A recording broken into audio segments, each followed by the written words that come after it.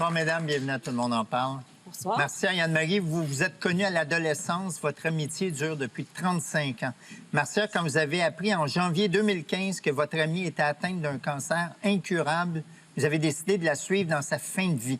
Votre démarche fait l'objet du documentaire « La mort m'a dit, Manon ». Ah, il est beau! Ça va être ton cheval. Quand on s'occupe des chevaux de même, on n'a pas le temps d'être malade. Hop. Qu'est-ce que ça t'apporte?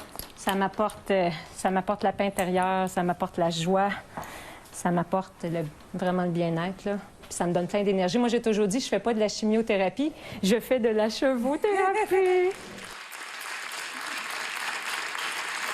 Anne-Marie, en 2013, vous avez failli mourir d'une tumeur maligne dans la cavité utérine. Après traitement et opération, vous pensiez vous en être sorti, mais en janvier 2015, on vous a appris que le cancer avait récidivé et qu'il ne vous restait que quelques mois à vivre. Plutôt que de vous battre pour rester en vie, vous avez choisi d'apprivoiser la mort. Qu'est-ce que ça voulait dire concrètement? Ça voulait dire de nourrir la vie au lieu d'entrer dans un processus de traitement agressif, d'apprivoiser la mort, donc d'aller vers le chemin de fin de vie. Parce que de toute façon, on m'avait dit que même avec un traitement agressif, ça m'aurait donné juste quelques mois de plus. Donc, plutôt qu'avoir des mois en souffrance, je préférais avoir des mois dans un bien-être intérieur. Mais quand on parle du cancer, on emploie souvent des termes de guerre. C'est ça. On parle de bataille contre le cancer, de lutte acharnée contre la maladie. Visiblement, vous n'êtes pas en guerre. Non, pas du tout. Il a perdu son combat, ça. Ils disent toujours ça. C'est parce qu'on devient victime de quelque chose, puis on perd complètement le contrôle de notre vie. Tu sais, moi, en quelque part, je me dis... on a tous, à un moment ou à un autre, à vivre le chemin de fin de vie. On a une étiquette. Puis notre étiquette, ça veut pas dire que parce que j'ai 50 ans, c'est pas normal. T'sais. Ça se peut que ça soit normal pour moi. Moi, je vois pas la mort comme une maladie. Je vois le cancer comme un processus de transformation. Actuellement, moi, ce qui est drôle, en tout cas pour l'instant, j'ai beaucoup de plaisir intérieur à observer le processus du corps. Parce que le corps, actuellement, il est en train de m'amener dans une transformation, même encore en vie. Parce qu'on me donnait 6 mois, puis là, je suis en train... Je vais arriver bientôt à 3 ans, là. OK? Et j'ai toujours le cancer à l'intérieur de moi. J'en ai encore actuellement. Et pourtant, il cohabite avec le reste. Puis moi, je nourris le vivant. Si je pars en guerre contre moi, là, bien là, je vais commencer à nourrir la mort.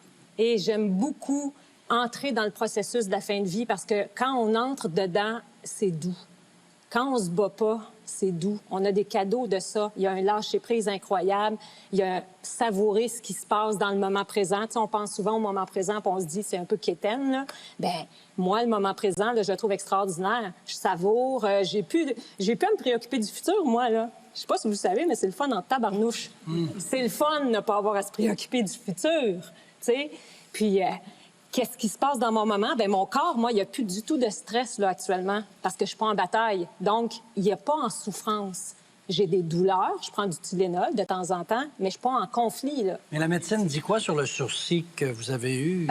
Ils sont un petit peu embarrassés actuellement parce que quand même, c'était vraiment, on me disait 6 mois maximum. À ça avait presque disparu dans le documentaire. La masse n'était plus là. Oui, bien là, il y en a un petit peu. Ils ont joué aux montagnes russes avec vos... Mais tu sais...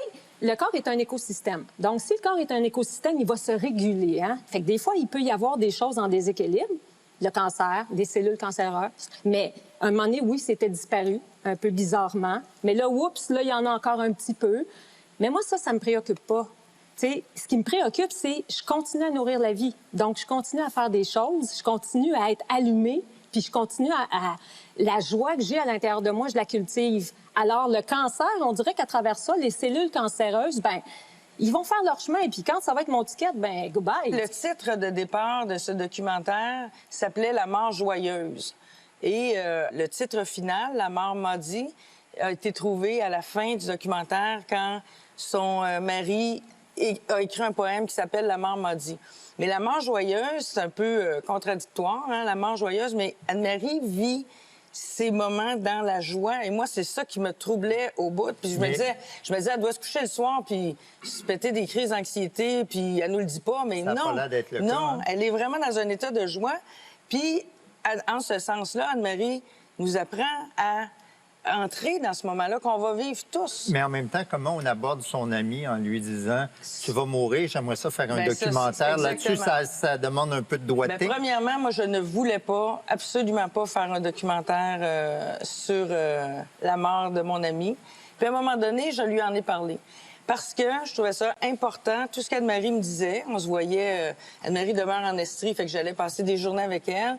Puis ce qu'elle me disait, moi, je revenais dans mon auto, 2 heures de route, puis je me disais, je peux pas être la seule à recevoir ça. C'est tellement puissant comme message.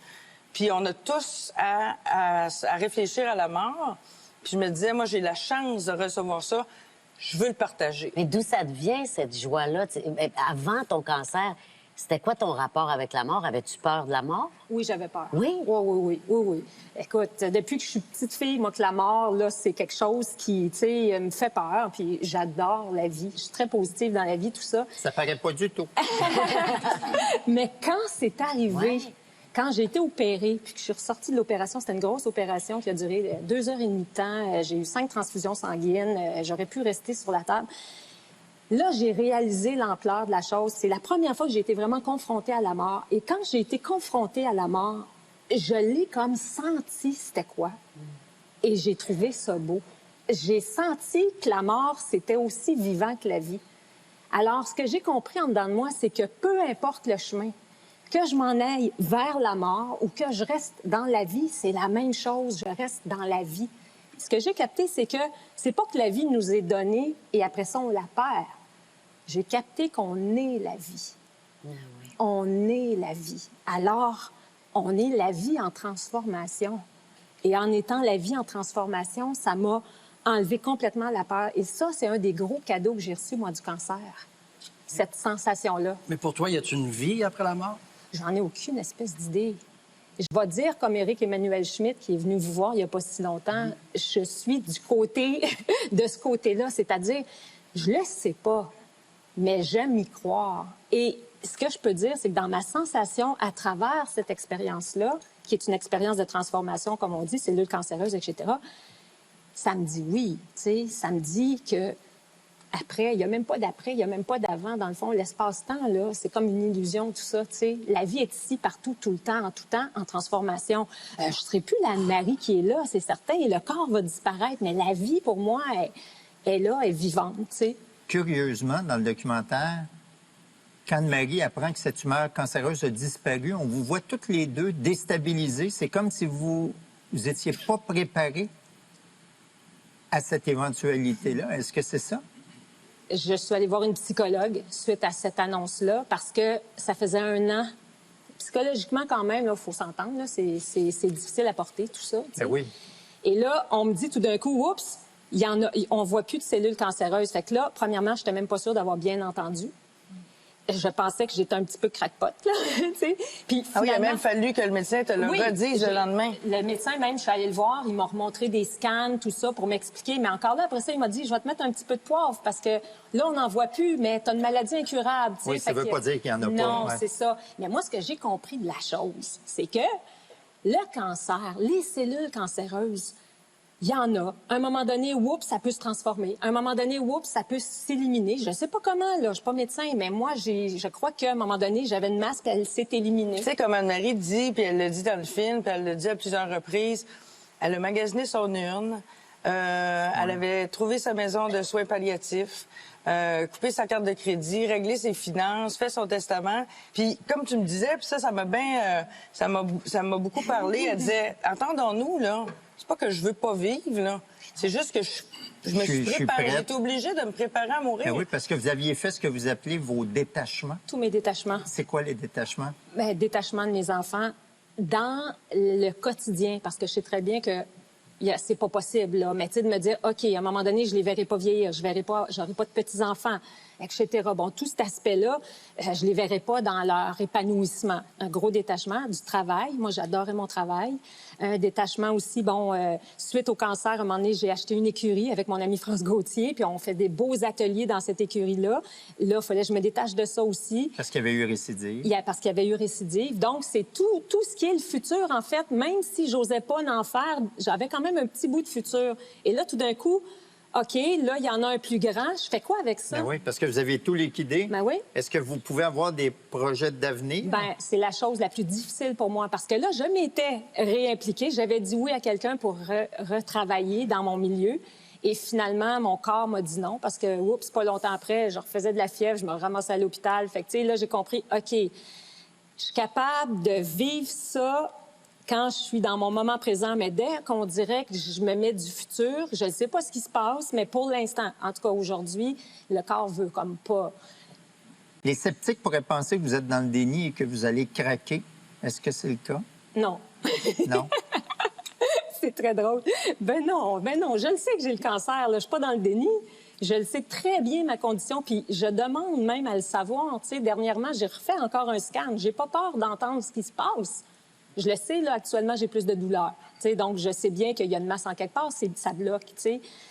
Donc, je la connais, ils vont me le dire, tu sais. Ils vont vous dire ce que vous ressentez, finalement. C'est ça. Puis, par contre, ils peuvent pas me dire un pronostic. Ils peuvent pas Parce me que dire... vous le savez que ça marche pas.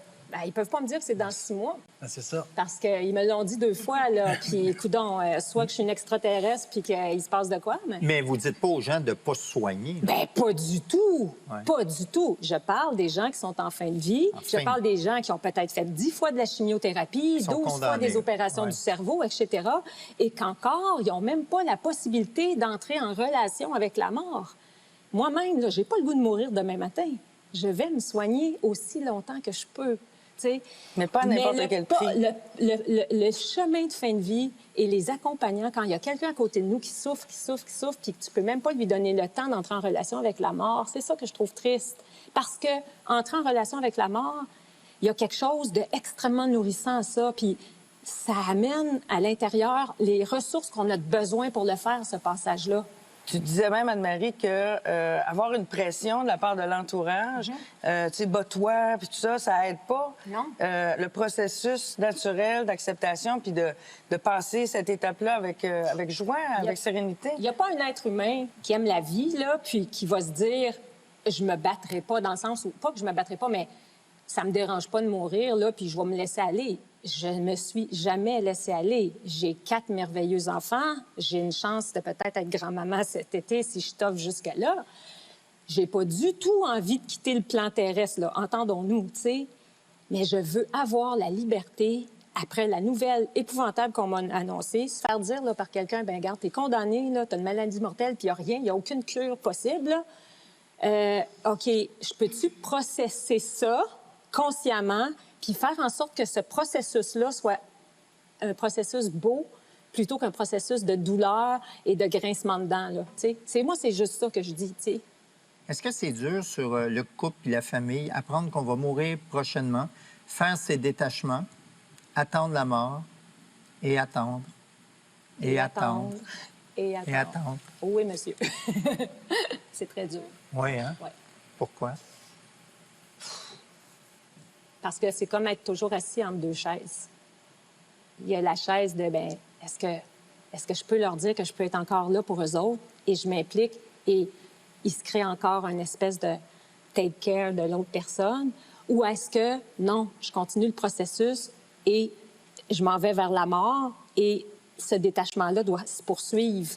Je ne le sais pas des fois. Je suis souvent entre les deux, actuellement. C'est difficile pour le couple, très difficile, tu sais, parce que moi, avec mon chum, tu sais, c'est genre, je t'aime infiniment, mon chéri, et je veux que, mec, que je sois partie, tu puisses refaire ta vie et que tu sois heureux, OK? Hein? Puis actuellement, je suis pas en condition pour être une blonde, hein? Une bonne blonde, là, avec tout ce qu'une blonde peut faire, là. Non, le système veut pas. Donc, je me dis, j'aimerais ça que mon chum puisse avoir une belle vie qui continue, puis qui continue longtemps. Fait que, tu sais, c'est difficile. Puis vous avez l'impression de l'empêcher Ouais, d'avoir un une peu. belle vie? Ouais. Oui. Hein, je pense que c'est la première fois que je dis ça, là, mais oui. Je pense que des fois, j'ai l'impression que j'empêche lui de faire sa vie, même s'il me dit qu'il est heureux avec moi puis qu'il veut m'accompagner. Je trouve que ça commence à faire. Là, ça fait 3 ans qu'il m'accompagne. Tu sais? Bien, on aimerait ça qu'il continue un peu quand même. Ben, tu sais, oui. Mais même le documentaire, imaginez, elle me demande de faire un documentaire sur moi, sur ma fin de vie. et je mourre pas. N'est-ce pas? Là, à un moment donné, j'ai dit, ben là, t'en as pas de documentaire, ma petite chérie. Elle sentait mal Ben là. pour le film, imaginez. Ben oui! Elle s'excusait. Mais Pas possible. c'est une position embarrassante. Il faut se détacher du cinéma, Anne-Marie. Tu fais la promotion de ton documentaire sur la mort. C'est quand même bien. Ben oui, moi, c'est pas croyable. C'est ça que j'arrête pas de dire. Je dis, ben voyons, j'aurais pas dû être ici pour voir ce On est documentaire-là. contents, nous autres. J'aurais pas dû être là pour telle affaire, tout ça. Fait que, tu sais, c'est complètement dans mon cerveau, là. Mais en même temps, ça me montre comment la vie a le sens de l'humour. Et moi, j'ai toujours dit ça, c'est ma phrase préférée. C'est vrai, tu disais ça à La vie 14 ans. a le sens de l'humour. Et vous voulez que la vie vous niaise encore combien de Elle peut temps? niaiser aussi longtemps qu'elle voudra. Merci infiniment, Anne-Marie. Merci infiniment. Comme Marcia, t'as-tu pensé ça, Anne-Marie? J'ai mes lunettes! Pourquoi? Ah, wow, j'ai une carte! Hey, j'ai une carte! Il va falloir que je m'en détache un moment donné, mais je vais la prendre. Oh, il y en a qui s'en détachent bien vite de ces cartes. On se souviendra de toi comme étant une courageuse cavalière, qui a chevauché la mort si élégamment, en nous donnant une magnifique leçon de vie. Oh, wow!